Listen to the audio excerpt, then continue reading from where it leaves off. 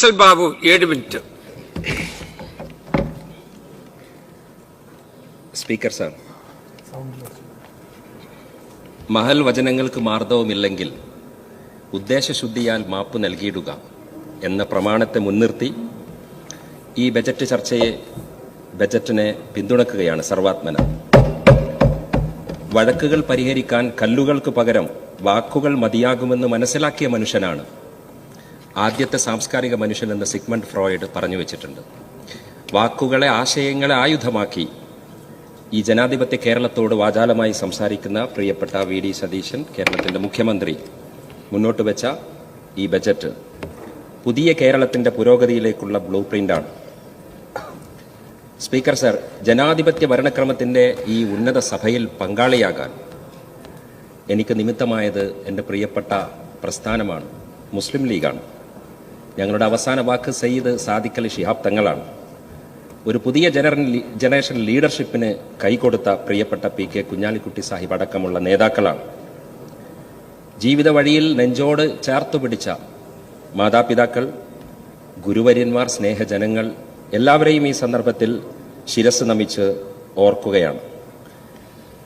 Sir, ഒരു മലയാളി സ്വന്തം ഹൃദയദേശമായി കരുതുന്ന കേരളത്തെ പുതിയ രൂപത്തിൽ എങ്ങനെ മാറ്റിപ്പണിയണം എന്ന് പ്രഖ്യാപിക്കുന്ന ഈ ബജറ്റിന് പിന്തുണ കൊടുക്കാതിരിക്കാൻ നിർവാഹമില്ല. അടിസ്ഥാന സൗകര്യങ്ങൾ, ഇൻഫ്രാസ്ട്രക്ചർ, അതോടൊപ്പം ജനങ്ങളുടെ ക്ഷേമവുമാണ് ഒരു നാട്. അതിനെ രണ്ടിനെയും ഏറ്റവും മികച്ചതാക്കുന്ന ലിഖിത രേഖയാണ് ഇപ്പോൾ നമ്മുടെ മുന്നിലുള്ള ബജറ്റ്. അതുകൊണ്ടൊരു നവസാമാജികൻ എന്ന നിലയിലല്ല, ഒരു സാധാരണ മലയാളി എന്ന നിലക്ക് ഈ ബജറ്റ് ഉള്ളടക്കത്തിന്റെ താഴെ ഞാൻ എൻ്റെ സന്തോഷത്തിന്റെ കയ്യൊപ്പ് ചാർത്തുകയാണ്.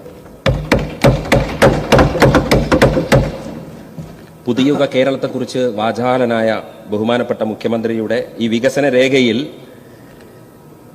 പുതിയുഗ കോഴിക്കോടിനെ അഥവാ ഒരു ന്യൂ കാലിക്കറ്റ് സ്വപ്നങ്ങളെ മനോഹരമായി താലോലിക്കുന്നുണ്ട്. Page number 34 light metro, impossible is nothing എന്നാണ് പ്രിയപ്പെട്ട മുഖ്യമന്ത്രി അതിലൂടെ പ്രഖ്യാപിച്ചിരിക്കുന്നത്. പലരും എന്നോട് ചോദിച്ചു, നടക്കുമോ? ഞാൻ അതിലെ പേജിലെ വരികൾ അവർക്ക് വായിച്ച് കേൾപ്പിച്ചു. കാലാകാലങ്ങളായി വിവിധ സർക്കാരുകൾ വാഗ്ദാനം ചെയ്യുകയും എന്നാൽ ഇതുവരെ നടപ്പിലാക്കാൻ സാധിക്കാതെ വന്നതുമായ തിരുവനന്തപുരം കോഴിക്കോട് ലൈറ്റ് മെട്രോ നടക്കാൻ പോവുകയാണ് എന്ന ശുഭവാർത്ത ആ നഗരത്തിന്റെ പ്രതിനിധി എന്ന നിലയിൽ എന്നെ പ്രചോദിപ്പിക്കുന്നുണ്ട് സാർ. മലയാളിയുടെ പരിഹാസ പേരിൽ നിന്ന് കുതിരവട്ടം എന്ന വാക്ക് മാഞ്ഞു പോകുമെന്ന് ബഹുമാന്യനായ ആരോഗ്യമന്ത്രി ഇരിക്കുന്ന ഈ സദസ്സിൽ ഈ വികസന രേഖയിൽ സൂചനയുണ്ട് സാർ. എന്റെ പ്രിയ സഹസാമാജികൻ അഡ്വക്കേറ്റ് ജയന്തി സഭയിലുണ്ട്. ഞങ്ങൾ പ്രതിനിധീകരിക്കുന്നത് സഹസ്രാബ്ദങ്ങളുടെ കിസ്സകളുള്ള മലബാറിന്റെ തലസ്ഥാനമായ കോഴിക്കോട് നഗരത്തെയാണ്. എന്നാൽ ഒരു മഴ പെയ്താൽ പുഴയാണ് സാർ ഞങ്ങളുടെ നഗരം. മണിക്കൂറുകൾ നീളുന്ന ഗതാഗത കുരുക്കാണ് കോഴിക്കോടിന്റെ ശാപമെന്ന് പറയുന്നത്. ആ ശാപമോക്ഷം സാധ്യമാവേണ്ടതുണ്ട്. അതിന് മാങ്കാവ് പാലവും തൊണ്ടയാട് ജംഗ്ഷനും അടിയന്തര പ്രാധാന്യത്തോടെ ചെയ്തു തീർക്കേണ്ടതുണ്ട് സാർ. കോതിയിലെയും കപ്പക്കലിലെയും നൈനാം വളപ്പിലെയും മത്സ്യത്തൊഴിലാളികൾക്ക് പറയാൻ പ്രാരാബ്ധങ്ങളേറെയുണ്ട്. അവർക്ക് പ്രതീക്ഷയാണ് സാർ ഈ ബജറ്റ്.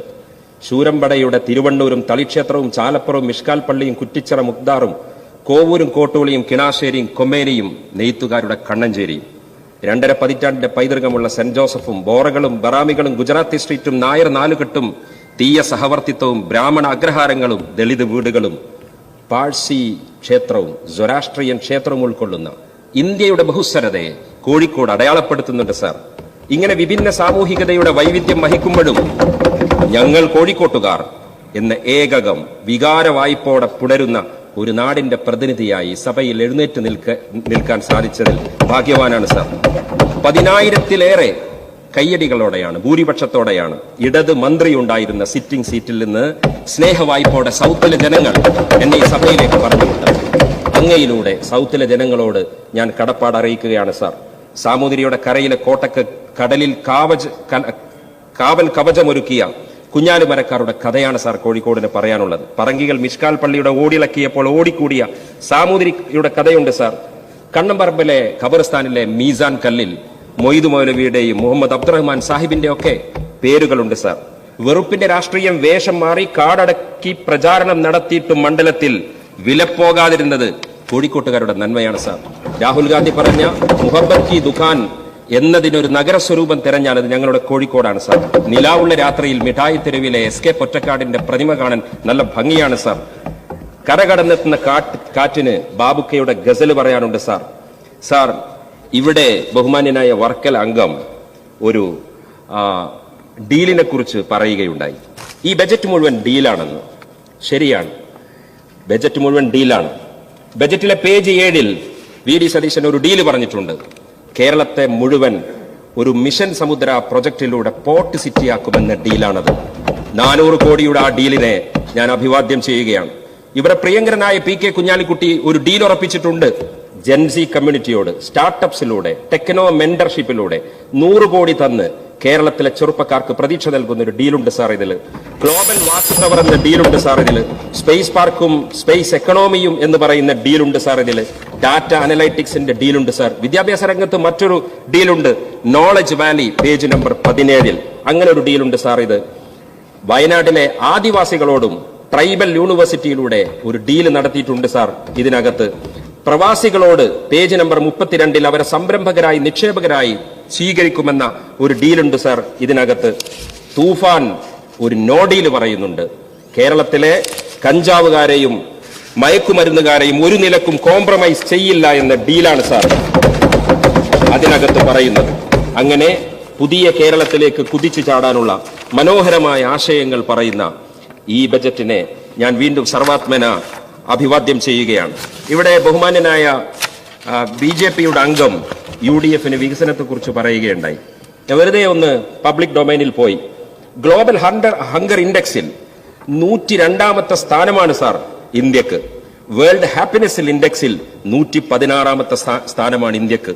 123 രാജ്യങ്ങളെ പരിശോധിച്ചപ്പോൾ 140 കോടി ജനങ്ങൾക്ക് ഒരു പാത്രം ചോറ് കൊടുക്കാൻ പോലും പറ്റാത്ത കേന്ദ്ര സർക്കാരാണ് UDFന് ക്ലാസ് എടുത്തുകൊണ്ടിരിക്കുന്നത്.